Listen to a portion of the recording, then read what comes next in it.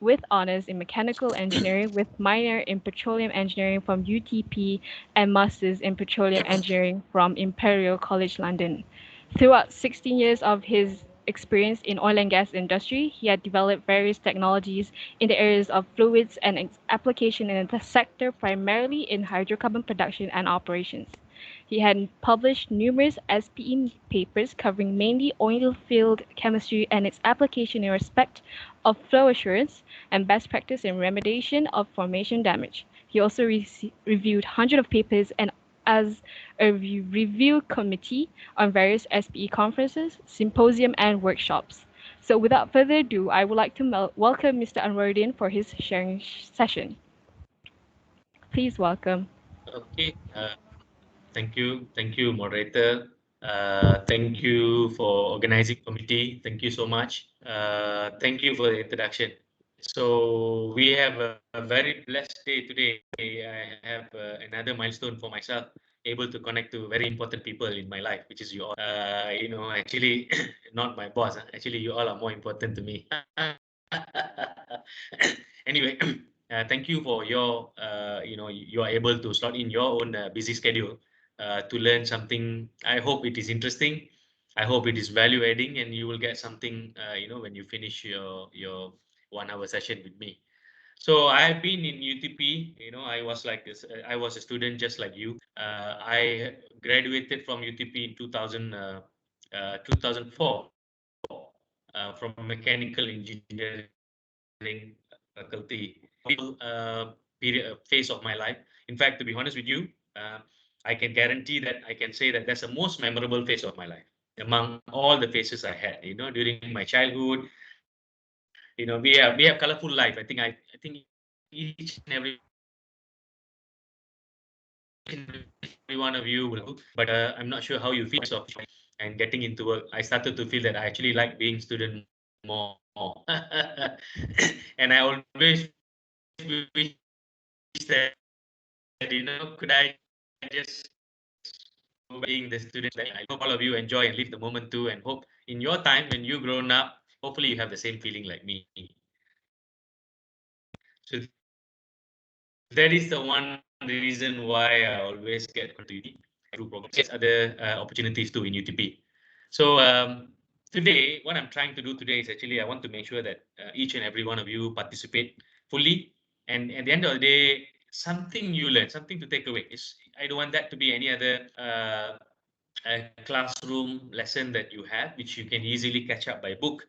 But here, I want to give my lifetime experience a bit as much as possible. But before that, I think all of you, how many of you from petroleum engineering faculty? Can you show your sign of hand through the, do you have a little logo in your Microsoft? Okay.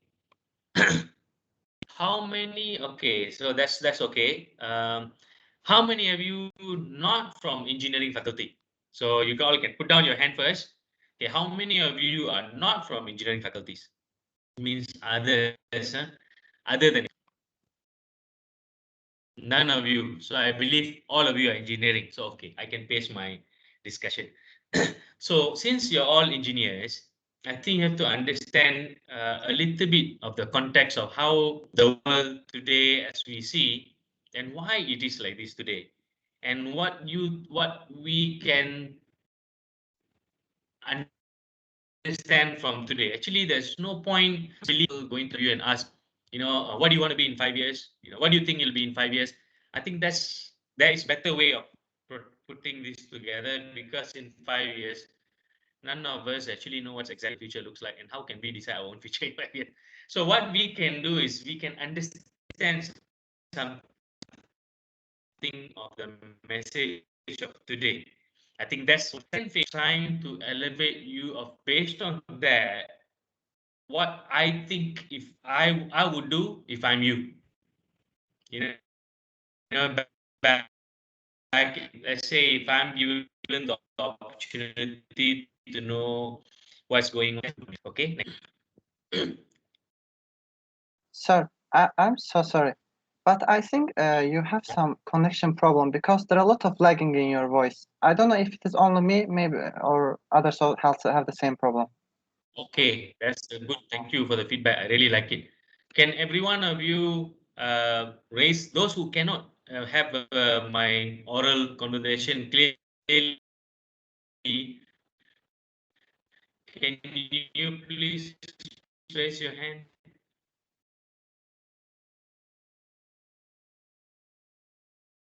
Can you all hear me clearly? Maybe let's ask or can you hear me clearly? Now Everyone can clear clearly. Now it's clear. now it's Okay, clear. fine. Not So clear. let It's me know lagging. what. Please interrupt me in between. If it is lagging, please let me know. Actually, to be honest with you, it's none other than all of us trying to get in online. The whole world is online now. I don't think the world and Malaysia bandwidth is sufficient to cover all of us. I'm having difficulty to conduct many online programs too.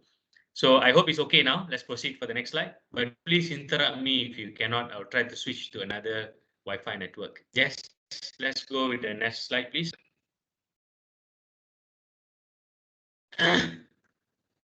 Okay, let's set the scene.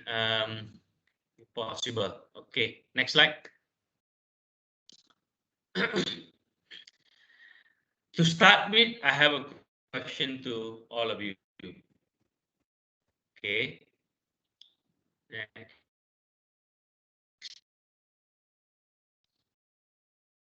me see.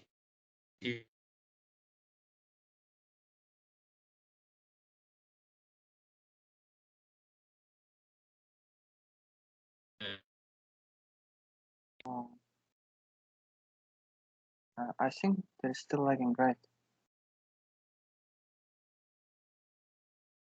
Yeah, I still have it too. Guys, do you Okay, have? here's the poll question. Sorry, Still lagging. I'm so sorry, but it is it's lagging. Stop to another network. Just give me a minute. All right, sure.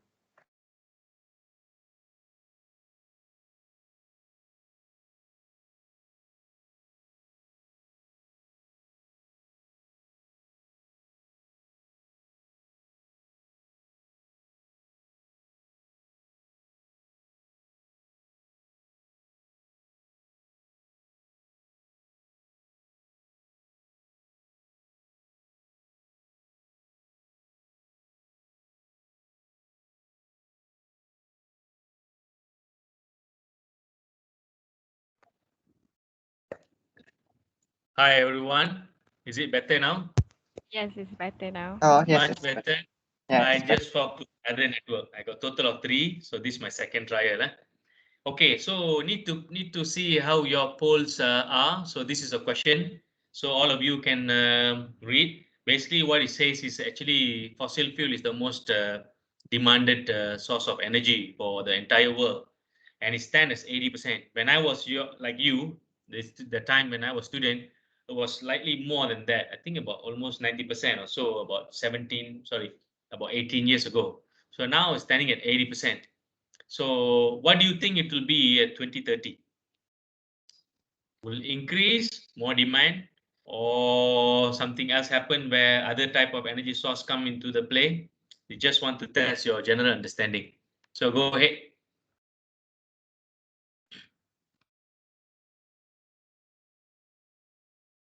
So let's pop out the results. Just have a look into what people replied back.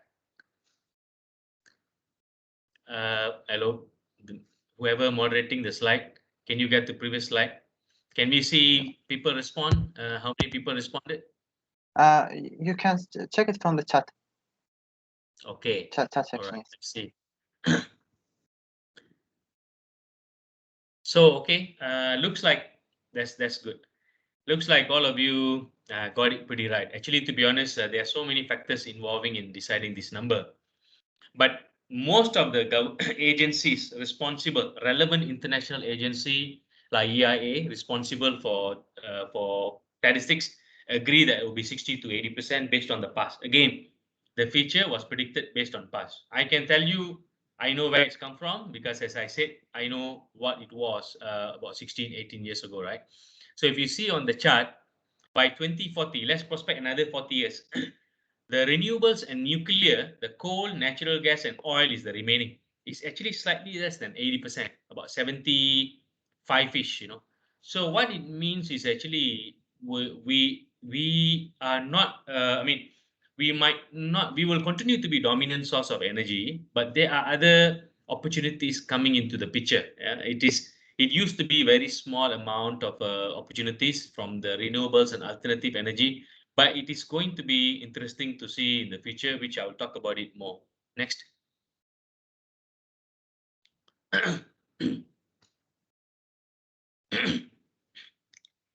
So let's talk a little bit about, hold on, let me see the, okay. If you see on my most left, no matter what happened, what is going to continue to happen is we all going to need a lot of energy, and the world require that. You see 1950 and above, it used before 1950, it used to be quite taper, but ever since 1950, something happens. I think not, I mean, there's less of a guess to make. It's just that the population growth is the steepest. Our longevity of life improved. We give more birth, of course. Very importantly, the industrialization. That means our life comfort improved and we need a lot of energy to drive it. So what do you think is happening now? Actually, and I used to walk, from the Metana, Propana. I'm not sure if you all know where it is. It is somewhere near the lake, and from there all the way to the hall. Just walk, no motorbike, no cycle, and so on. We used to walk from here because there was less of a choices of canteens inside the UTP. We used to walk from here to Taman Maju. I don't know whether you all know Taman Maju. It's quite a bit of walking. So, but all these are now replaced. I think we are living in a world of comfort, and that requires a lot of energy, electricity, even the fuel and so on and so forth. So all this means you need a lot of energy. So that means it's going to continue. But as you can see in the chart below, the transportation is only account for 27%. So a lot of people misunderstand that oil and gas is about actually mobility, moving people from one place to the other. Actually, mobility plus even if you burn the fuel to produce electricity is only 50%. The remaining 50% of the fuel is used to things that you see every single day, whether you realize it or not. The laptop you're using is actually, I can guarantee almost 30% more components are hydrocarbon. For the ladies who are using a makeup lipstick, there's a petroleum jelly. For the cloth, the scarf women wear and the dress you wear, the processes require polymers that is coming from hydrocarbon. The glass you wear, there's hydrocarbon element. The headset you wear, there's hydrocarbon element. Everything you see, whether you can do your own research as a student, you will start to find the components are related to hydrocarbon. So you must understand that very clearly. So the hydrocarbon is part and parcel of us, just like who we are. We are actually hydrocarbon. We are also fossil fuel, and we need them to be a part of our life. So I think that's very important message here. On your middle middle section here, you will start to see that this increase that we talked about in the previous question, the previous whole question, 40% of that increase, you saw that the growth, right, in the chart by chart, and the renewables come as a 40. That means if out of this growth that we see, huge growth going to be in the coming years, and this coming 20 years, 41% of this growth will be coming from renewables. As I will talk about renewables, I'm going to ask you what do you understand by renewables, and what are those renewables. So in the message on the right is actually the same thing. Yellow is circle of oil and the natural gas in the green. Coal is also fossil fuel in the lower thicker green, or the called natural green.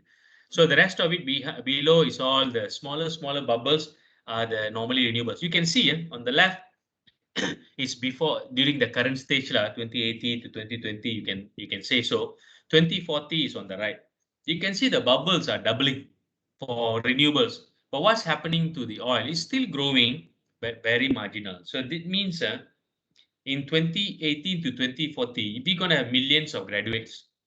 So this, in order to substantiate the growth of population of engineers, there is marginal increase in terms of number of jobs. So now we need to ask question, quantity versus quality.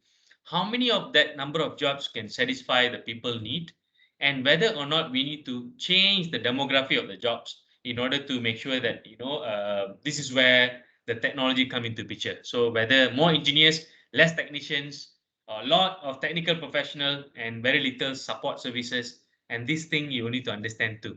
Okay, so that means the conclusion I want you to take away from this slide is renewables taking commanding position whether you like it or not. So I think you have to pay attention. If you have not paid attention till today, now you change your mindset, you better start do so. Next. So what does it all means? We just talked about the big bubble. You remember the yellow color bubble, the big one, that is oil, right? And then the second one is the gas. So you see there's a marginal increase of volume. What does it mean?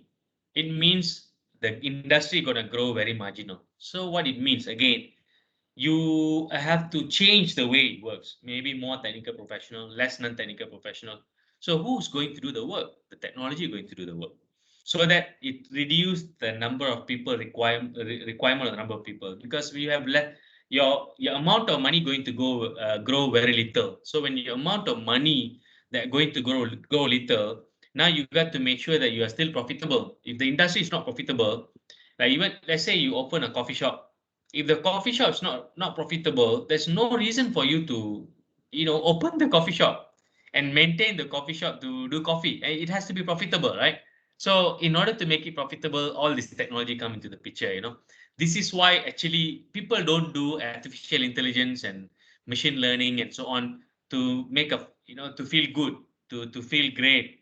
Actually, it was made for the purpose of, number one, efficiency, effectiveness. Why? To touch the bottom line, which is actually improve the profit. Because of the fact of the yellow bubble. You remember the yellow bubble? It's going to grow very little over a very long period of time. So your efficiency have to double, triple along the way in order to that small increase, but you want to maintain your profitability or increase the profitability much faster rate as compared to the growth of the industry. So that is why the AI and ML people talk all around about it. So that the message you need to take away is COVID-19 has also caused, actually, even though COVID-19 is not a good thing to talk about, like, I mean, my family members are affected too. I don't like the virus either. But there is one good thing happened due to COVID-19. We used to be doing things slower. We thought, okay, it's the evergreen field. No, it's not going to be evergreen. So COVID-19 actually accelerated some people to invest in these technologies, make these technologies available. In old days, I don't think we talked about virtual ambassador program or virtual lecturing program. None of you would be keen, even though we had Microsoft Team back then, we had a laptop, we had internet, but we never used it, right? But now we are using it. Same thing, industry also had all this, but nobody bothered to develop the tools using AI and ML to help the work. Nobody bothered, but now people are bothered about it. Yeah, next slide. So let's talk a little bit about energy transition. I know everybody talk about climate action, this and that, right? So what it means. If you see on the left chart, I know you can't read it that much, but let me help you.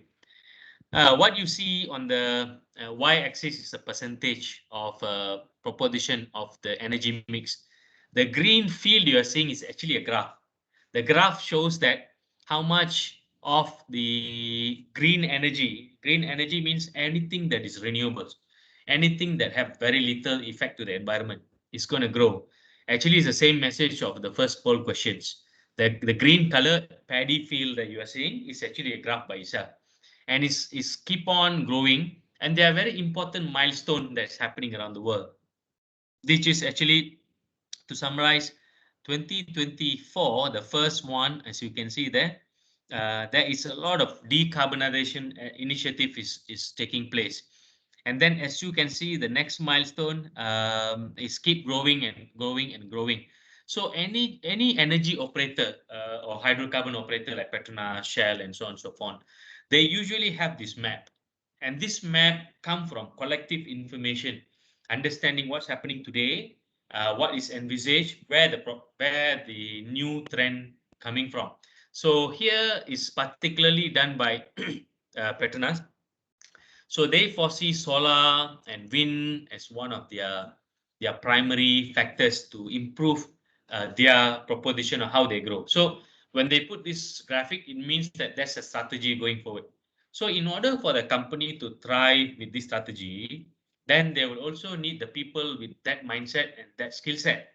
So you need to understand. So it is good for you to go ahead and learn about what is these people are doing. You know, what is Shell doing, what's BP is doing. Or let's not talk about oil and gas people. Let's talk about other companies, what they're doing. You need to understand. So we call it the journey, or some people, yeah, they call it their business journey. So it's good to understand the roadmap or business journey of the industry for you to understand what are you today and what will you need tomorrow. So on the right is actually the collective companies. Yeah, Petronas, for example, you may know Petronas logo quite well. They are in the middle. It's called decarbonize. So the oil and gas traditional players that used to do the work, they're not going to change anything. Are the people business as usual? Very few people are business as usual. They think that doing today the same thing tomorrow and next year in 10 years, they are okay. And some people realize that actually they need to be like the chart left, yeah, more greener, then more changes in the organization. These people are decarbonized strategy, and a lot of them are somebody you're familiar, Petronas, Chevron, Conoco, and so on. And the people who are making a huge shift is actually people like Shell. You know, they are actually before COVID-19, they already told the whole world that they are energy company, no longer oil and gas company. And massive changes is going on in these companies. That means their people will be very different from what they recruited before. Yeah, next. So the revolution is happening in everywhere, and it is driven by energy transition, especially for oil and gas people like us, like me. So what is the future is about? Next. So here, I want to highlight quite interesting facts for you to remember. Whether you like it or not, there is we all understand, including myself, which have been in the industry. You know, I told myself, I told my colleagues, I told my partners in my company, saying that don't fight the changes, just be a part of the changes. The more you fight the changes, the more it hurts. It's an example for you guys. Let's say you have a relationship, and you know the relationship's not sustainable between girlfriend or boyfriend whatsoever. The more you fight it, the more it will hurt. It's better for both parties to come into terms. Well, many people smiling when I give that kind of example. So when both parties come together and understand what is can be, what is compromisable and how to go forward is better, because departing good ways is always better. Here I'm not talking about departing, to be harmonized to the world. So what is the harmony we are talking about? The more you fight, the more problem is going to be. In fact, many people have this interesting understanding that COVID-19 is none other than the world retaliating against us, because we are living in this world. Many people, many of you understand what Israel-Palestine. The issue of Israel-Palestine is retaliation. One party retaliating to others because of the oppression. And the world, people have this understanding that we have been oppressing the world so much so that it start to retaliate. And one of the symptoms is COVID-19. So I don't know whether how you take this message, but I take it positively. Okay, so there's everybody can do something to make sure that we reduce the oppression. So how do we reduce the oppression is carbon dioxide emission. I don't know whether it's a boring topic to you, but actually, to be honest, this is going to be the most interesting topic for this century, because it's going to change every single thing: people behavior, product, investment, companies, employment, and so on and so forth. You see the CO2 emission. You remember the 1950 we talked about in oil and gas. Don't you think the graph is very similar? The first slide I show you was 1950. Beginning 1950, it was sharp increase in the oil and gas production and usage. Don't you think it's exactly the same? It's also CO2 emission. And in further substantiating that fact, you see on the right in the middle, the 150 years of CO2 emission trend, same thing, 1950 onwards. And this is contribution only by fossil fuel. And this is here 10 million about, in 2010, say the left one is 2018. Actually, it's about, 12, about 12 to 14 million billion ton. So that is the left is about 35 billion. That is 40%. So the oil and gas alone, yeah, production of oil and gas, usage of oil and gas, converting oil and gas to product like shared and this and that, all these things, we talked about is about 40% of contributing to the amount of CO2. And one more interesting fact, if you didn't believe me why COVID-19, I say the world way of retaliating. On the right, you see World War II there? Did you see World War II, WW2? Yeah, the WW2, during that time, everybody is in fear. Nobody move around. Everybody lock their door, so you want to safeguard your life. It was going around the world and it restricted the mobility. During that time, the world was a cleaner place. Of course, the bombing was going on, but much above that, the economic was constrained and flattened. There's not much economic activity. Nobody enjoy around in the beach. So because of that, it's restrained and the world became cleaner place. The fossil fuel related emission was declined, negative, and huge by huge amount. And can you see COVID-19 there? COVID-19 is double of World War II. Did you see that? It's interesting, right? So that's why I say the world is retaliating against us, against what we do. So we need to understand that message. I think I really like this chart and I thought something meaningful for you to take away. Is World War II and COVID-19. COVID-19 is much more memorable event in the world for years to come. I think people remember COVID-19 more than World War II. I think this is one of the reasons why. And then I think there's a self-explanation, explanatory. Next slide, please. So let's talk a little bit about scenario, right? For you to give perspective of what's going on. Just to talk about a little bit more about what we talked about earlier too. Now, renewables, hydrocarbon. Yeah, there's two graphs on left and right, one minus the other. So it's opposite graph actually lah. So if you see renewables, there's a thing called net zero, rapid, and business as usual. Let me explain what it is. The blue color there, the blue curve is actually net zero. Yeah? Net zero means you remember just now Shell and others. In fact, PETRONAS, these people, big companies, not only the oil and gas companies lah, many other big companies pledge to net zero. Net zero means everything carbon, every single molecule of carbon they produce to the air, they offset it by maybe planting tree or reducing that carbon. So what initially people can do is, if they have been producing a lot of carbon, they can reduce it. But you cannot reduce everything because you are producing fuel. The fuel is CO2, I mean carbon and CH. So there's a carbon chain there. You cannot avoid it. So what do? You do offset measurement. Offset measurement is actually you incentivize your employees to drive less, to stay home, to use cleaner product, to use green products, to plant more trees. These are all called offset activities. So when you do offset activities, it's supposed to become zero. That means you need a lot of offset in order to become zero. You produce a lot of CO2 and you do offset. That's also good. It's sustainable. That means it will become cleaner environment too.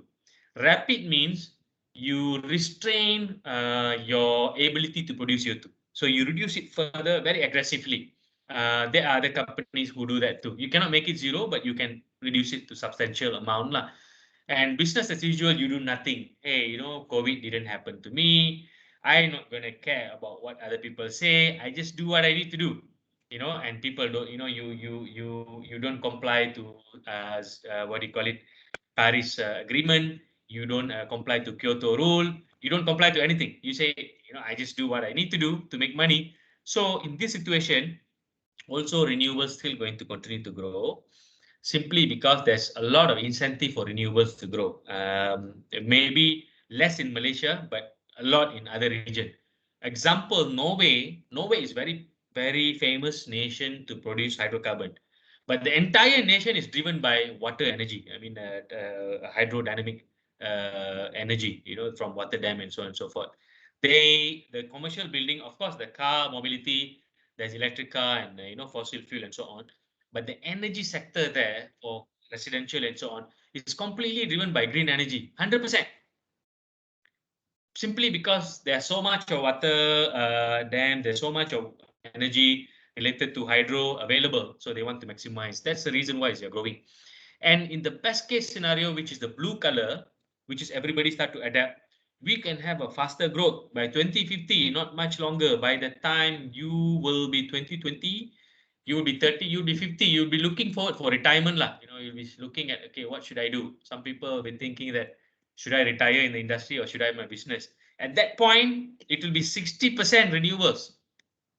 That's huge. At that time, you should be seeing around solar energy everywhere in your own home.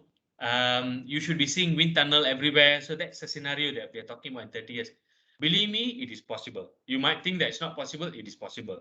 Whatever we do today is actually was seen not possible back then. When I was a student, I never imagined smartphone. It's possible. I never imagined I can actually do video call. During your time, we just had a during my time in secondary school, my father used to show me a big phone, it's huge in a briefcase. It was 5 kilo. It's almost 5 kilogram, one, but sack of rice sacket, 5 kilo sacket is a standard lah. You take that, that's how heavy it is. So you have to carry that not with your hand, with your car, and then put it elsewhere, and then you answer the call. That's how heavy it was. In my time in UTP, the flip phone was the wow factor of the neck. Never imagined that, hey, a phone can even flip, and was awesome. Ericsson phone, Nokia was changeable with the cover. Wow, the cover can be changed. All this was awesome vector. I never imagined a video call was possible using the phone. Never ever in my lifetime imagine. Believe me, if you take this for Muslims, if you take this through Zaman Rasulullah, or if you take this to 1,000 years ago, people think you are a magician. People will think you have a black magic. All this used to be a realm of magic back then is possible now. So I don't think it's nothing impossible in 30 years from now. I think I want you to understand that it's just hydrocarbon on the middle of the graph is just opposite of renewable, right? So let's look into the realities of 2050. As you can see, the orange color eventually still become very important. Yeah, hydro in many countries is already important. It's just going to be important in future too. And nuclear somehow predicted to be play a very important role. Nuclear in the past is actually quite a effective energy. Nuclear is effective energy, not zero carbon energy, but effective energy. It produced a lot of energy in a very small footprint. That's why nuclear was preferred as compared to damaging the entire world, building plant there, building offshore plant there, and so on and so forth. So, but people know how to manage nuclear safer now. People didn't prefer nuclear because it's quite unsafe. It's very dangerous. But people have a lot of technology now to manage it safely. That's why I prefer. And coal, I think will be, honestly, there's a high chance of coal to be phased out. We don't have a train using coal. We have a plant using coal for steam engine and so on and so forth. But I think that can be easily replaced. So I guess coal is eventually the most dirtiest. I think that's going to be less preferred lah. And natural gas, here you go, oil versus gas. Gas is going to be very, very, very important in future. Simply because you see, gas is a very light product lah. For those who are familiar with chemistry, I hope you remember a little bit of chemistry. Don't forget all of them. C1, C2, C3, C4 is a light carbon. And this is usually less dangerous to the hydrocarbon, to the environment compared to high Cs. C20, C30, these are get dirtier. In your exhaust, the rating of catalytic converter is actually depend on producing cleaner gas outside as compared to heavier gas. So that is why in Europe, everybody use catalytic converter. And the Euro rating for the fuel is also because the fuel can only deliver the lesser damaging one. The gas is a very good example of producing lesser damaging gases outside of your car or whatever that means lah. So that is why gas is cleaner. Malaysia, the good thing is we have a lot of gas. So I think that's the natural defense provided by God. So we need to be thankful lah, that we all can retain the jobs. Next. So oil and gas received a lot of attention in Malaysia, especially because until 2010, my time when in my peak of career was 2010 lah, very young, went into managerial post. I had a lot of time to spend on research. I had a lot of time and I was very active. Now, I started to feel the pain here and there. I finally feel that there's a physical limitation. Last time, never had a physical limitation. I can sleep anytime. It's boundless. As you grow older, there's a boundary comes into the picture. So during those time, the most sexiest industry was oil and gas. Everybody will fight for oil and gas industry because it's a very high paying job, very rewarding, a lot of traveling. All these are still remain the same today. It's still a very good paying job. There's a lot of travel opportunity. There's a lot of learning opportunity.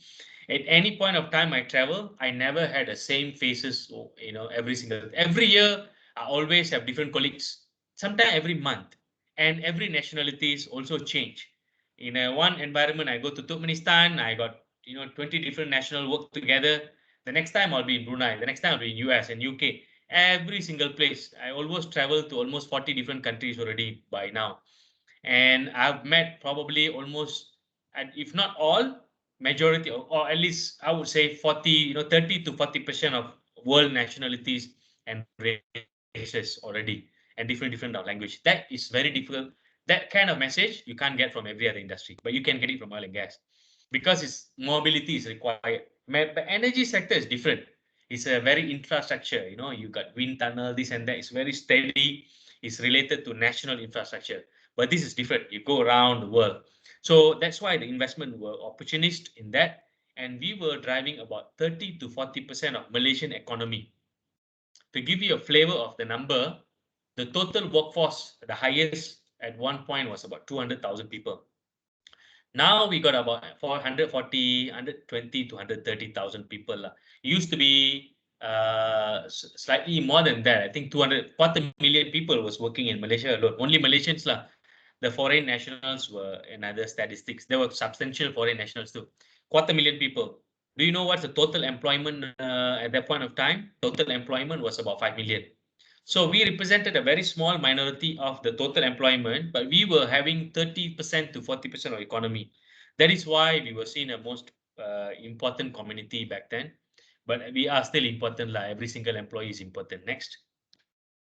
So, but today, what's happening, as you can see, the investment are all going to, the number just now, is all going to, mostly going to energy sector because of the fact that these are the things you might not see in the book. You see, when you want to do business, you need money. That's how it works. When you have money, you invest. And then when you invest, there's a return. And you take the return, you divide to the shareholders lah. If you and your wife run the business, you are the shareholders. If PETRONAS run the business, the shareholders is the public. If I run the business, my staff and my colleagues, my partners are the owners lah. Now, where do I get the money from? The money come from institutional investors. Means people like you also can invest, banks and so on and so forth. Because of the decarbonization being so much advocated by United Nations and also government around the world, who have control of the money, now the reinforcement of that is if you are a lot dirty business, you are having less access to the fund. If you are more cleaner business, you can get more access to the fund. So that means people will definitely if somebody tell you, hey, that kind of industry pay you double the salary, you will be interested because that's where you can empower your wealth. Similarly, a company or any industry you want to empower, they will also have to go to where the investment available. So now there's a lot of institutional investors available for cleaner energy. That's another reason why people want to move cleaner. Not because the oil is finished. There's plenty of oil available, plenty of gas available to produce. I think it's not going to end. It's never ending. But where the money come from is from other sector. That's why they are going towards that. Actually, quickly, when I was final year in university, people told me that there's only 20 years more for oil to be available under the ground. But today, we have another statistic saying that there's another 40 years of oil. So where the oil come from? It doesn't come from anywhere. It's just that our ability to tell the numbers were wrong, or we had a limited information back then to tell, and now we have more information. So that's why I say, I mean, even though it's non-renewable, its abundance are still available. But the money where it's going is the key to understand where the money is going. Next. So what do we do? What can I do? What all of us can do. So let's talk about poll questions number 2. So I want to check your understanding on what it is renewables all about. Which of the following environmental problems are not related to combustion of fossil fuel?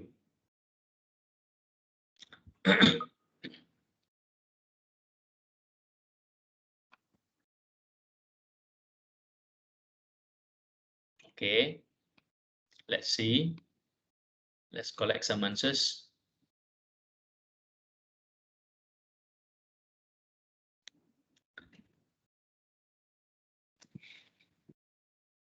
Okay, go ahead.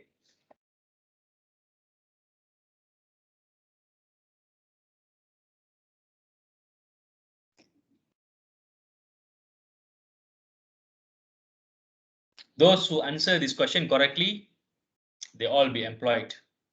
I'm just joking.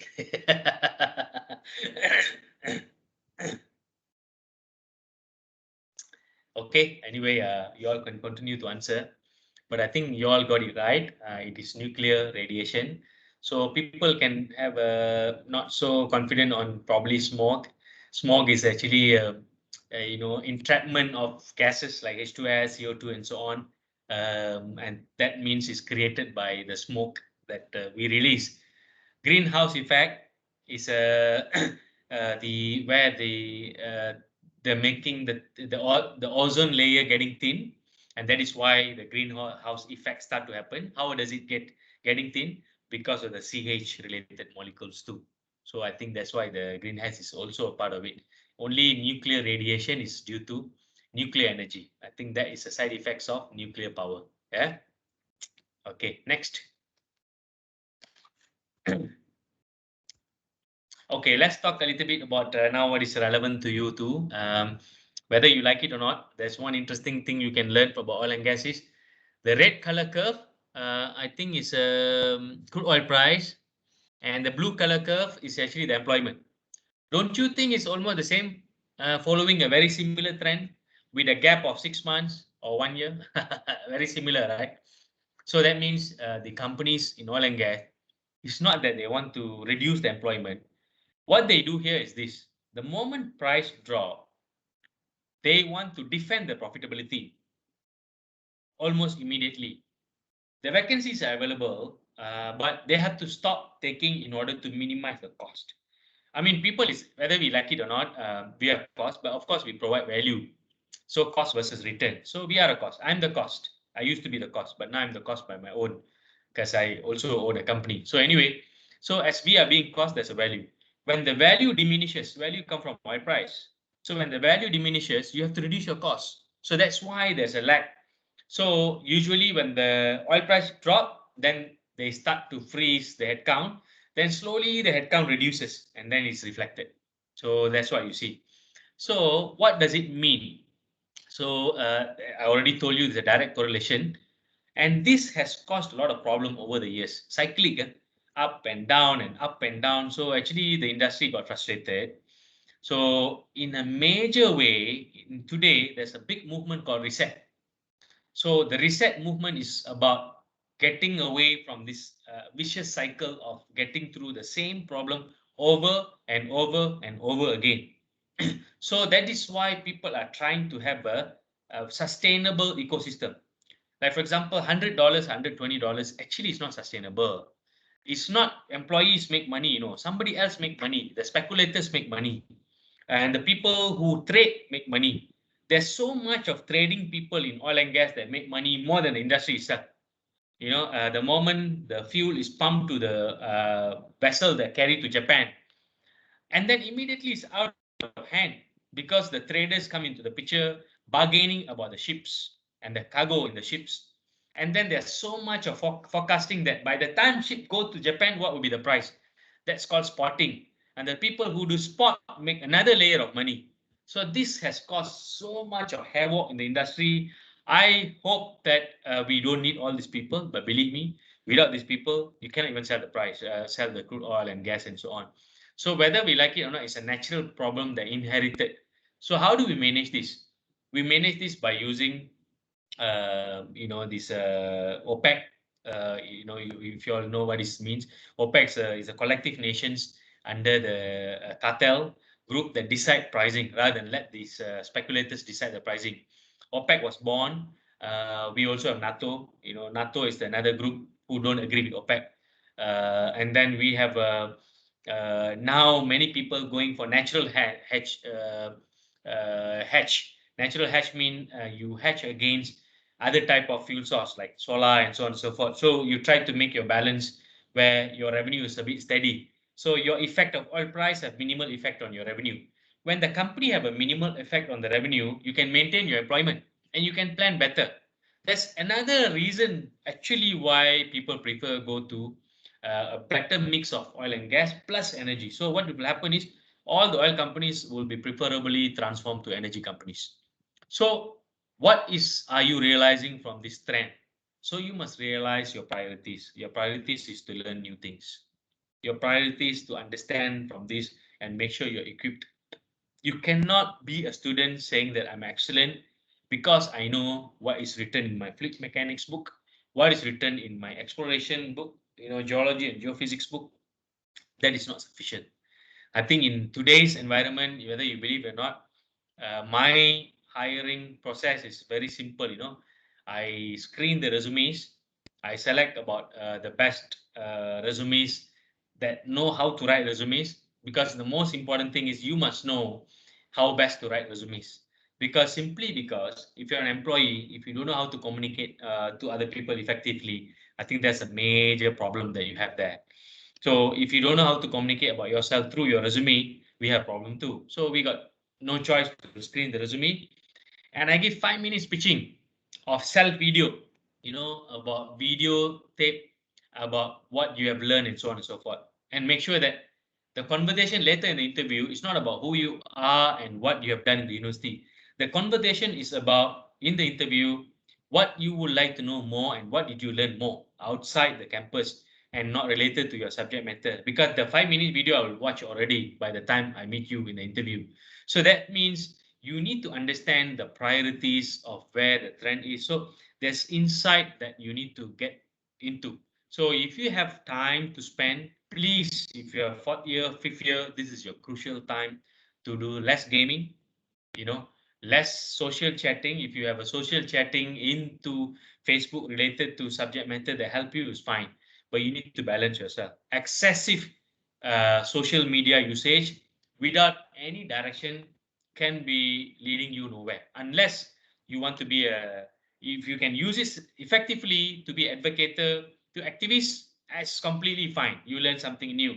But if just about chit chatting with no direction, you have to reduce and spend a little bit of time to understand these things. These things will help you to land better jobs and also get into a right direction. So you need a new skill and upskill. I think that is important. If you realize that universities in the old days and now is very different, the universities today are opening up for online program. In fact, I just simply hook up to a lot of program that I never envisaged can do as quick as possible. Harvard, Oxford, Cambridge, name it, any universities, all of them are available. You have to search, is available online for free. And so much of collection of courses available for you to learn. And there is no prerequisite as long as you can read and write English. And you know how to go to Google and find new information. It never been like this. These courses used to be very costly, £1,000, $2,000, few thousand ringgit. It can be, this, and you are not able to access it in the past, but you can access it now. So you got moral responsibility to spend the time wisely to ensure you get some of the new skill you can get, and that is very important. And things like entrepreneurship, EQ, and cognitive skill are also important, especially if you're applying for a job related to analyst. If you're applying for a job related to requiring you to, sales category, categorically require sales skill and so on. Where you get this from? You can actually get this from you involving in let's say you got 2 to 3 months free time. I tell you what, I have proposed many APU students to do free internship, or we call it free apprenticeship. What you want is actually experience. Whether people pay or not is a separate thing. If you can learn something useful, why not? And you can get to that kind of requirement. And try to understand the role of AI and ML. So actually, every engineer today, is almost a must for you to know what is AI and ML. Not to understand how to do coding, but to understand what can you do with the data, what you cannot do with the data, how can you use the data. For example, you say you have data related to university, the time log of students coming in and out of the university. What can you do with it? How can you improve the university? The food, the type of food people buy in the canteen, how can you improve? So that kind of understanding is actually what data science is all about. Not really become data scientists, but understanding how data improve your practices is going to be key. You're going to drill day in and day out being engineers later. I suggest you try to understand too. And that means you have to make sure your mindset, attitude, and ethic is there. So if your mindset is very not timely, your mindset is, we talk about age, right? Even mindset has age. Body age is not measured by your date of birth. Body age is measured by your balance of cells, your muscles, your body fluid ecosystem. That's how and this is depend on the collective activity you do, exercise and this and that. Similarly, your mindset also have age. Sometimes I've seen only 19 years old teenage can have a mindset of 50, 60 years old wisdom. Why? It doesn't come from reading. I mean, it doesn't come automatically. Yeah? It comes from interaction. It comes from reading. It comes from exposure. It comes from you attending this kind of webinar, try to realize and try to compare. I might be telling something not right, but you need to evaluate that. So your age is mindset age is different than your age. So you need to show to people what is your mindset age. Your maturity of thinking, it shows your age. You could be young, but you could think a lot better than 50, 60 years old of people with the right wisdom or better wisdom. And we have seen so much of that examples too. So that is what you need. You need to demonstrate that to be preferred. So some of the trend today, I think this is one of the last line actually. So there's also another norm that people are looking into is skill sharing. Means people don't hire you for example, let's pick a name here, Nor Aisha. I don't hire Noor Aisha for who she is, but I hire her for certain skill that she have a rating on. She have a 5-star rating on Fortran, or let's call it a SAS, SAS programming. She have a five star rating on making systematic programming for safety rating, for example, JHA, this and that, an industry approach. So I want that. So during my activities in the business, let's say I develop new product or I do some project, I need skill A, skill B, skill B.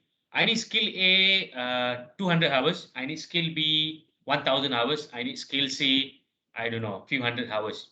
So where do I get from? So I get the skills. I don't get the employee, but I get the skills. So that means what it means is people are going towards sharing the skill.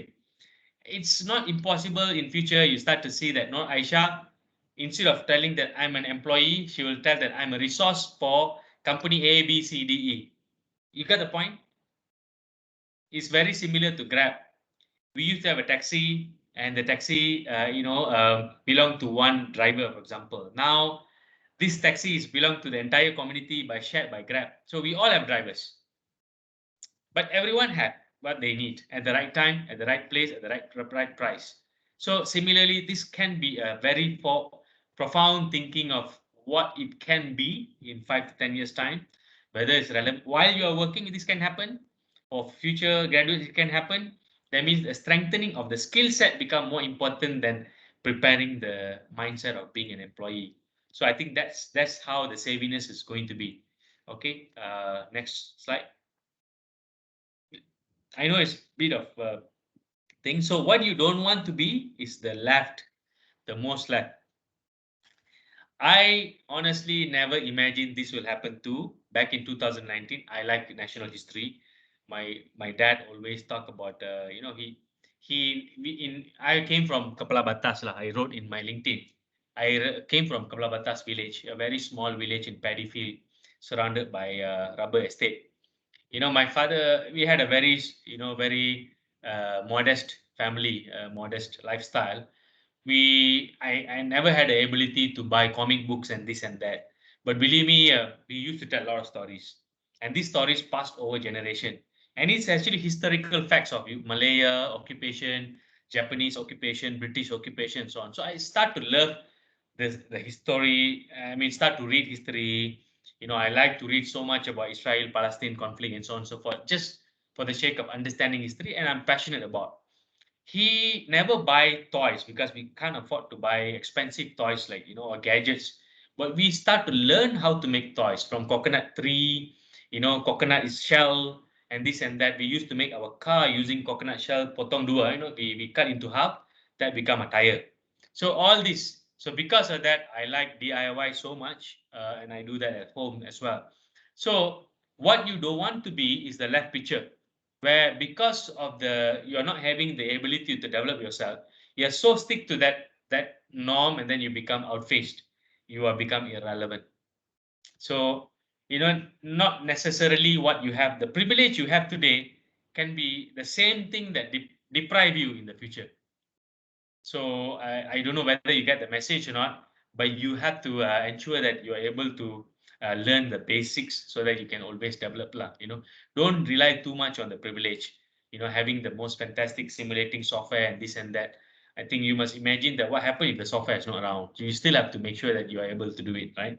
And again, since you are students, you have one good thing, I have to provide for my family. I have kids. I have my wife. I got my parents-in-law, my parents, my siblings also. I try to help.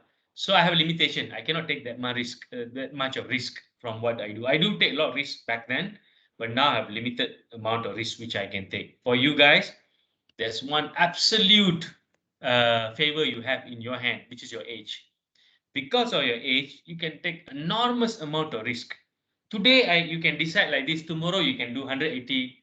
Sorry, we can 180 degree. That's opposite, not 360. 360, you're back to the same place. So 180-degree opposite decision you can take. Nobody going to be harmed, and nobody going to be offended. That means you can make a drastic decision in your life, and this is actually essential quality for the birth of great entrepreneurs. And a lot of entrepreneurs born in the Great Recession last time are all risk takers. So I would like to promote that if some of you have great ideas, nothing to do with your studies, don't worry, go ahead. So as long as your solution provide, whether put smiles in other people's face or provide some solution. So as long as it's not a demolition tool to attack people or, cause miseries to others, if your solution bring happiness, you should go forward with it, no matter whether you're an engineering student or petroleum engineering and so on and so forth. That doesn't matter. And finally, you also need to understand the new norm, what you call it, a step change. What are the changes that going on? Don't look into today. Don't make decision based on today. I think that would be quite a short envisaged decision. If you make decision based on salary, decision based on how big is the company is today is fine. That's absolutely okay. But I'm not saying don't use that. You have to use that to make decision, but also try to understand what do you want in your future, what the career want in the future too, whether that is aligned to you. So I'm just giving an example of what a step change PETRONAS published, for example. If you see that most of their step change in the upstream market is a lot to do with the IS students, So, there's a lot of prospect for data analytics people to look into this in any companies of oil and gas. So I think you got a lot of enormous value to provide to data related jobs in oil and gas. So that in short, try not to make a decision based on only current, but also in the future. So what is next? You ask yourself what is next for you. You must understand where all of us are heading. People like me, where the industry heading. Without you knowing that, I think your judgment is quite impaired and very short-minded. And what are the possibilities? We talked about net zero carbon and this and that, right? That is only for oil and gas. There are also possibilities for other industries too. That's why I say major reset. Most of the industry is going through major resets. And that means there's major possibilities. And it's good for you to understand that major possibilities. So you spend that time, your good time on that, rather than let a bit lesser in social chat. All that can happen. Believe me, you can have 1 million users online, but when you have difficulties, you may not have all of them as true friends coming to you. You may have only very handful number of people who will call yourself as friends and come really physically to help you. So you got to focus on what really important in your life. So what values, skills, and be harnessed in nature now to respond to the future? This is where you must tap into all the opportunities to nurture you. Mentors, seminars, forums, discussion series, online courses that is available for free. Your participation in activism that is a good activism, not the bad activism. Advocatory role as a students. All these gonna shape you stronger, and you need to make a good participation of it. Next. So with that, I end my discussion for Q&A with highlighting what is grit. I think you have heard the vocabulary grit. Grit and resilient, two different things. Yeah, resilience is on the right. Yeah, is you keep on doing, no matter how badly you're affected, you move forward, right? But the grit have an aim. It's not about just moving forward. The grit have an aim. You grip is actually grip lah. You grip on your direction, your tangent, your tangential direction towards achieving the outcome. So if your outcome is defined as a success, then you have a grit to become successful. But my only request is do not try to make a success so tangible. Believe me, it will become something you will feel yourself lost, and you will just become, you want to be shaping into a diamond shining where no matter immensely. That means you have to have a success, a more broader definition. For example, if you define success as getting very high salary, what would you do if you already reached that salary? Is there any more success to you or no more? Let's say you define salary to buy a very nice, beautiful car, Ferrari lah, owning a Ferrari. So what will you do once you get the Ferrari? Is there anything else in the world? Nothing. Let's say some people, I know that's, dating cow. My success, the moment I got that girl as my wife, that's it lah. I'm bottoms up. So is that your success? So what happened once you are married? How are you going to continue to be happy with the women you care so much? So success must be something that is not defined at a cast in stone. It is success of you are able to feel that you are contented. So if you're self-contented, that means you are already successful inner. So that the inner must come first. So that means the grit is where you know what you really want, you know the outcome, not necessarily to become a successful boss or CEO and all that. That's actually, for me as a human being, it's a very less primitive way of defining success. More definition of success is for you to become self-contentious. So you become contented with yourself. And if you define like that, inshallah, everything will be following through to make sure that you follow the right direction. So I don't know whether you get that message. That's profoundly what I can tell, because I go through your same process. Believe me, I'm a student. I used to define success many ways, and I realized that, that's not really the definition I ever wanted, to be honest with you. So I think with that, let's open up for more personal discussion. I'm here to help you out. I'm here to give you more perspective, experience, and what I can share with you. Thank you, Mr. Anwarudin, for your shared session. That was definitely insightful. And for that, I will end the talk session. Now, I would like to open the floor to participants for the Q&A session. You may ask your questions in the chat box, or you may use the raise hand feature. Once I call out your name, you can mention your name or switch on your cam. Um, as we wait for the participants to ask their questions, Mr. Anwarudin, may I know your opinion on the most important attributes of successful leaders in the oil and gas industry. Okay, now the most successful leaders often, for me, not the one can can lead the changes only, but can actually nurture others to find their own contentious meaning, like what I just said earlier. So the good leaders are the one that can nurture, to be honest. So you see, if you want a seed, you want a tree. Let's say you want a tree. Let's start with a tree.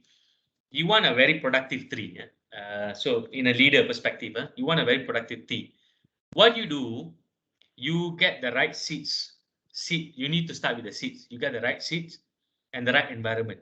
That means you make sure there's enough water, there's enough nutrition in the soil, and there's enough air, and then eventually the rest happen by itself. You don't have to teach the plant how to grow. It grow, but you need to make sure you provide the right kind of environment to grow. So the leader, it will be the one that can provide that to the people in the company and also to the community. And that's the way I describe the right kind of leader. So often that means the leader must have the right empathy, provide the right opportunities. A lot of leaders in today very self-motivated, self-enriched, very materialistic. But I hope that from COVID-19, people start to realize how much of you are important to me. Believe me, if you are not well, you're going to infect me. Now, in a way, the way the message is quite clear.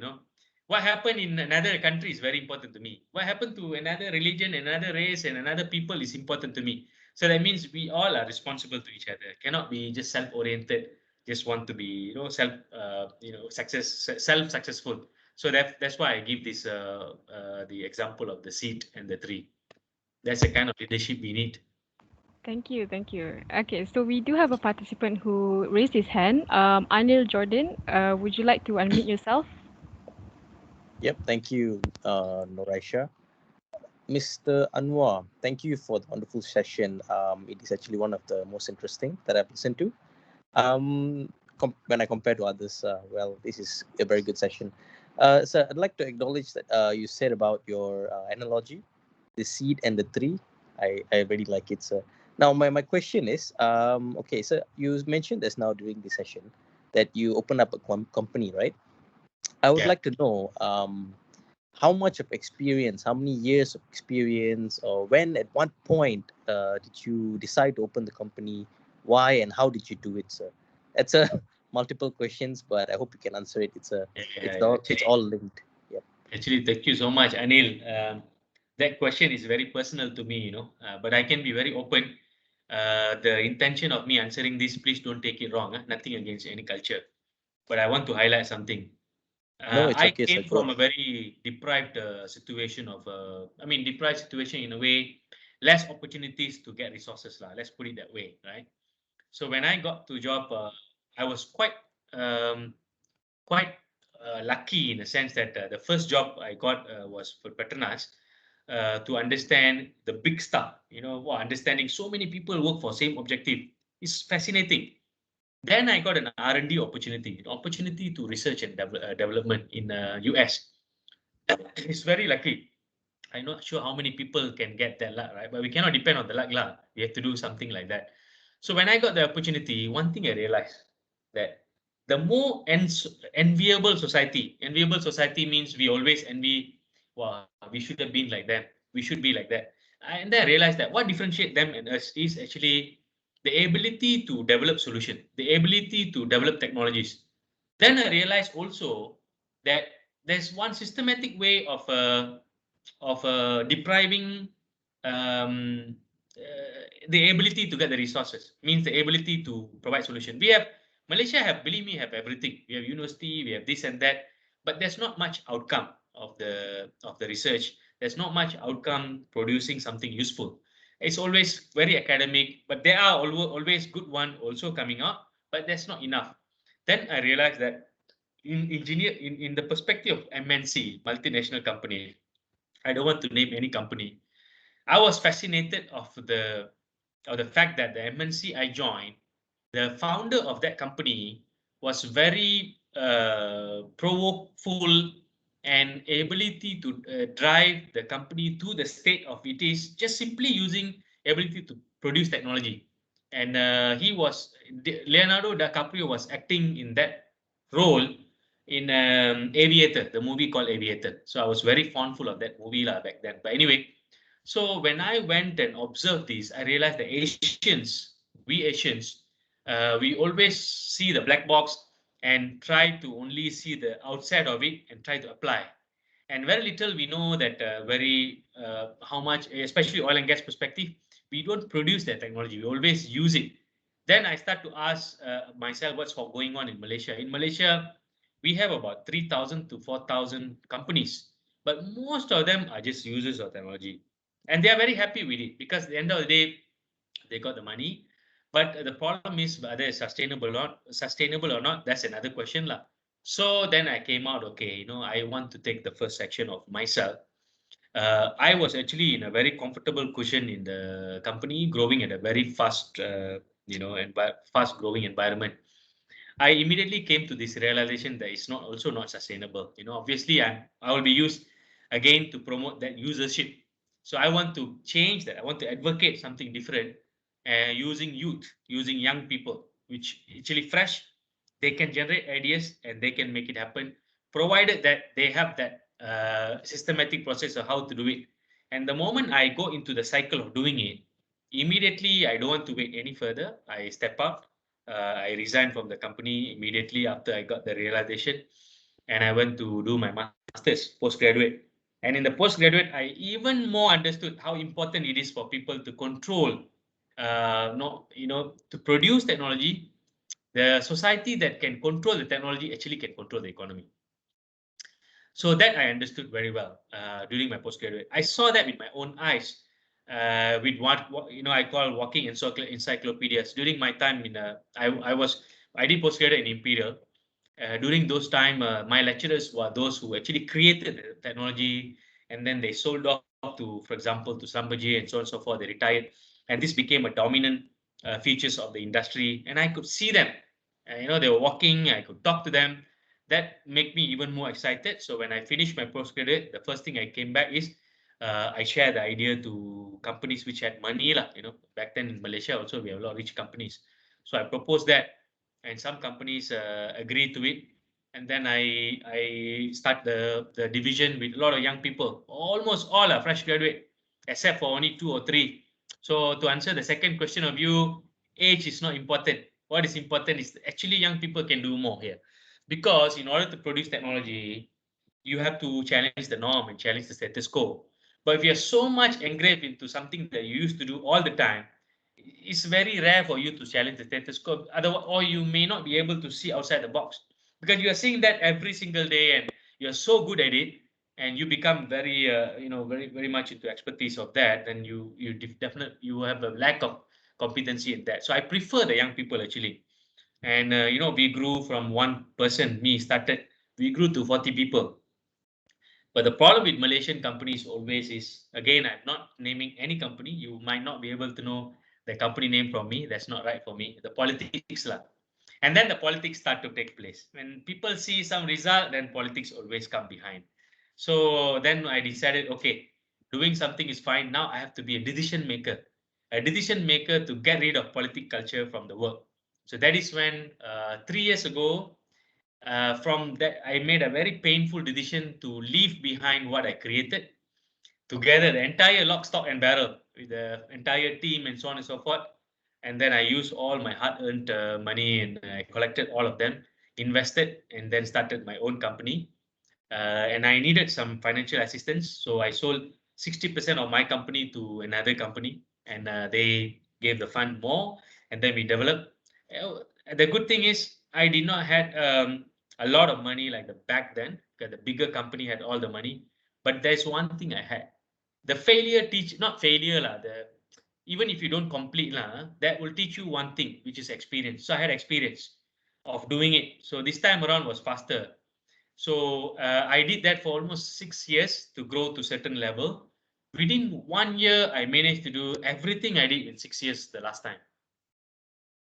And again, a lot of people start to join and keep trying to recruit as many as people possible. And we were growing very fast before COVID-19, really, really fast. Every year, we double or triple or even sometimes quadruple for the past 3 years. The COVID-19 came and then suddenly we need to slow down. But again, I'm just hoping to do it more. I'm doing a lot of research work, a lot of product development, a lot of groundbreaking technologies too. Let's keep going on. So when to start is actually you have to answer lah. You have to provoke yourself on what you really look forward. But in order to go that, I always advise people to have some experience first. The more colorful experience you have, the better it is for you. Both successes and failures, small and big companies, both technical and commercial role, all this will make you a better person. And then you can do a lot more with that. Yeah, that's basically what happened to me in the past 3 years. Thank you, Mr. Anwar. We Mm. do have, yes. Do you have anything to say? Yeah, so thank you for your answer. So what actually sparked your idea is by you going abroad, is that correct, sir? Like, I understand that what you said about people like us, how do I put this in words? People clock in and clock out, and they all in the end what they see is money, right? Their salaries and all that. But currently I'm a master student. I clock in and clock out of class. I don't get much ideas. And listening to you, I kind of understand that you got your ideas abroad in Imperial College. That's where it opened up your mind in order to create something new and introduce it into the Malaysian society. Okay, that's a good question. Yeah, of course, we have to be realistic. Exposure do help to open up your mind a little bit. I think that's true. In intrinsic way, many people agree, and I think that's needed. So we have to find where we can get the exposure. I think that's the key here, right? So in Malaysia, as far as I'm concerned, right now it is a lot better than the past. There are so many companies and people like us, like me, like other friends and colleagues, start to do the same thing. There are so many people are enterprising now. They're creating solutions. We have one UTP friend who actually started Carpedia, Carpedia. He had gone through tremendous difficulties to sustain the company, to make the idea happen. But he's doing it. He's making it happen. We also have one more student started bazaarrakyat.com. Was another idea too. So people are doing more. To start with, look into what is your strength, and maybe you can join with some of these people who had that exposure already, and then from there, hopefully in the several years you may have your own thinking process and your idea as well. But you need the exposure lah. Without that, it's very difficult. And the university also provide a very conducive environment in UTP. Whether you all know or not, make sure you knock the entrepreneurship department. I think there's one in UTP. In fact, for your information, I'm also sitting at the board of a trustee in UTP, which we allocate a lot of fund for entrepreneurship, but very least used. Not many people use the opportunity to, use your entrepreneurship office in UTP, where you can get the seed fund to try something new, no risk taken, no liability. If you fail, nobody going to ask you any question, because failing is a way to learn, and we provided that opportunity. So you must make use of best of that opportunity, and also participate in the programs that created by agencies. The government agency also have quite a number of entrepreneurship program to give you real exposure, not like just learning modules and so on, but it's a real thing, like real stuff, to create something of your idea. If you think that suddenly you spark some idea of coming up with some product, you can just do it, no issue. I think there's a lot more opportunity to do it compared to the past. During my time, we almost don't have all this opportunity. We don't. So Anil, you can take either approach. You actually do yourself, try to explore, or you can join hand with so many other individuals who are creating a solution right now. All right, sir. Thank you. Thank you. So please knock the door of entrepreneurship. I got the feedback from entrepreneurship department that there's not much interest from the students. So I think I'm not sure. I'm not there to validate and all that, but I hope more students will make full use of the opportunity. Yes, I'm going to be talking anytime soon, sir. Thank you. Yeah, please go ahead. And the person who is handling it, I think I could remember Fazil or Faisal. You can check in the website too. He's very good. I mean, he's passionate. You know what you need from the people is like the person who seed the seed to grow the tree. You need the person to have patience and passion and patience, because you want to see the tree growing. So I think the person I talked to in UTP is very passionate about that. He's extremely passionate about people like you, Anil. He want to develop solution. He want to give opportunity. Even fail also no problem. So as long as you got something to take away. Sure, sir, sure. Since we have the energy and we are very free now, might as well go for it, sir. Yeah, make the thank you. best use of your time and age. Yeah, Yes, yes, definitely. Okay. Is there any more question? Please go ahead and you can just open up your mic, or Perhaps we can take one last question because we are running out of time. We have one question from Ali Yusifov. As a student who is from a petroleum engineering background, do I have to worry about not getting a job that is related to my field of studies? So, is it tax? Okay, Ali, can I ask you a question back? When are you graduating? Is it Ali, right? Yep, it's Ali. Yeah. When are you graduating? How long more to go? Okay, Ali, my best answer for you. You will remember this. First and foremost, we human design in certain way, pragmatically in a way we react to the situation, right? The word worry, the moment you use the worry, it actually automatically reduce your brain power by 30% to solve certain problems. Let's say your problem is finding jobs or making your skill relevant to the jobs, right? The moment you start to worry of future, you cannot live the today. That is very, very, very, very crucial. People do that a lot of time. I've seen that many, many times. I never worry when I resigned from Baker. Actually, I was to be honest with you, I indeed had the feeling that okay, fine, no, let it free flow. Let's see what the world has to offer. Never worried that okay, of course lah, I haven't got married at that point of time, so I don't have to worry about people. That's another important point, right? So at your situation, I never worried what happened. Can I get the job back? Because I left a very interesting job. Cannot pay my bills after 1 year because I have very limited fund for 1 year. So if I translate that worry, I got many, many worries. Can I continue to stay in UK? Can I make sure I pay the rent? Is the oil and gas still will welcome me? Can I actually make my dream reality? Can I actually, what will happen if I start the company? There's too many things. So if you go along that path, you cannot live the moments. So what you need to not to worry is the fact that you have your life today, you can breathe, you can smell, you can think, you can do all this. So you don't have, so you can take away that worry. I think that's a blessing. So use that blessing, you see, you worry the same too. Use the blessing to do what you need to do today. Today, live the moment of today, and tomorrow, and day after tomorrow, rather than talking about 2023. Of course, it's good to know what will happen, what are the possibilities 2023. That's a whole reason why you are today listening to the lecture. But if you start to worry about whether or not it will affect you, we don't know. So the more you worry, the more you curtail yourself. So what you need to do is, you got the facts of 2023. What you need to do is you focus on yourself, your skill set, your exposure, your network, your friends, and empowering your upskill level, empowering to learn what is actually possibilities. You got 3, 4 possibilities. You can shoot 1, 2, 3, 4 in your own ways, which courses or network and so on and so forth.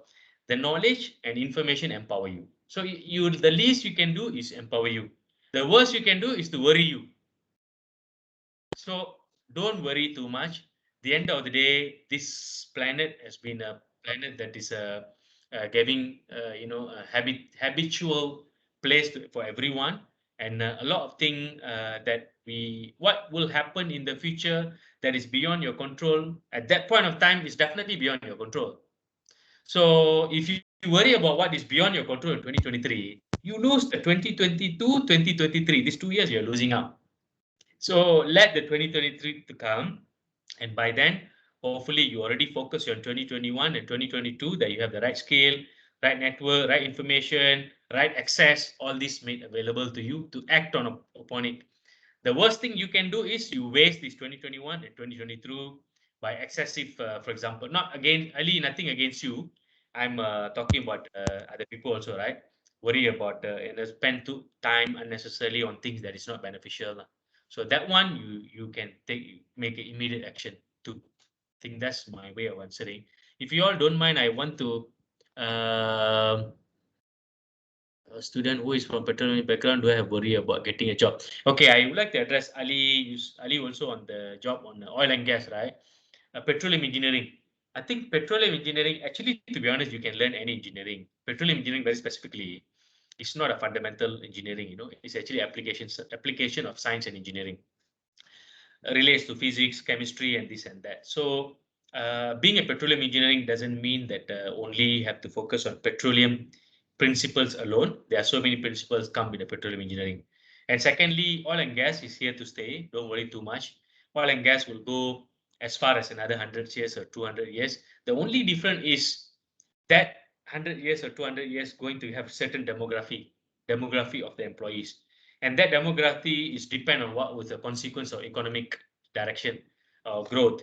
So then you need to understand which demography you're going to be, what kind of engineer you're going to be, and where you will have better prospect. That you need to understand.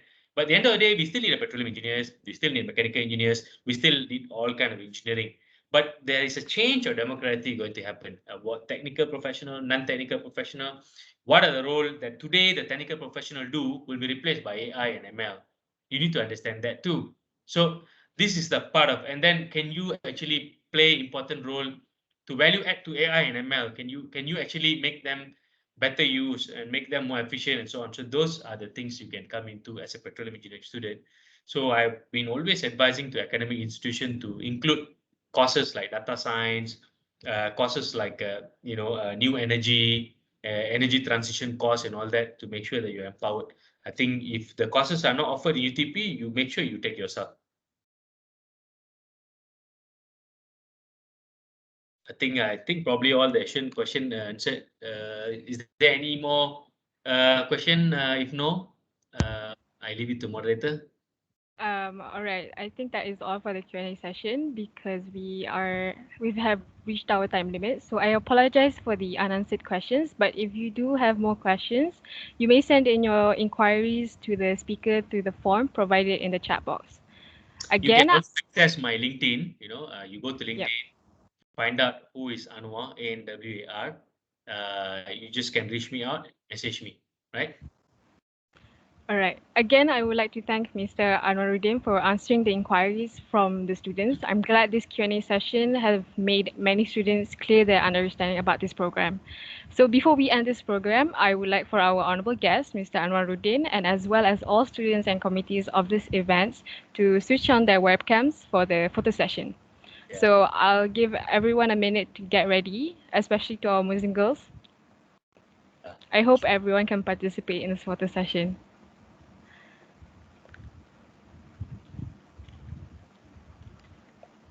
So those who understand me, at least something that I said, thumbs up ataupun or show hand. If you all can able to understand the message of today, important message, hopefully can thumbs up or raise hand. At least I can see that that is reaching out you. Otherwise, there's no use of the lecturer program. Can I see the hand? Okay. So quite a number of you at least got some message to take away. It should have make your understanding better than yesterday. Thank you so much. You made my day because at least I make a change in some of you. We do appreciate your positivity, Mr. Anwar. I hope everyone is ready. So we will start off with a formal picture. Everyone ready? 1, 2, 3. Okay, thumbs up. Okay, and then next we can move to our freestyle. Ready? 1, 2, 3. All right. Thank you all for Teacher Asfar participating. is here. Is Dr. Asfar is here? No, huh? Can't see him. I Okay. don't think. Yep. Thank you all for participating in take the care, all of you. photography session. I would like to give my greatest gratitude towards our honorable speaker, Mr. Anwarudin, for spending your time with us. Your support is very much appreciated, and I hope you can see you again in the near future. With that, the Virtual Ambassador Lecture Program has come to an end. We, the whole SPE-UTP-SC committees, thank all of the participants for giving us the support that we needed. Your feedback is important to us. Before you go, we hope you can fill in this feedback form. I hope to see you all again. Thank you and stay safe. Okay, thank you so much. Thanks for the moderator. Thanks for organizing committee. Dr. Thank you, Mr. Asfar. Anwar. Thank Yazid. you. Yazid was Mr. also Anwar. liking me a lot. Thank you, sir, sir. for your Thank you, time. Yazid. Hope to see you soon. Okay, see you around. All Take right, care. cool. Bye-bye now. You can have a nice day. Enjoy your Salam. day. Enjoy the studentship. This is your time. And you definitely you will remember. Thank you. Bye-bye. All right, bye-bye, sir. Thank you, sir. Thank you, ma'am.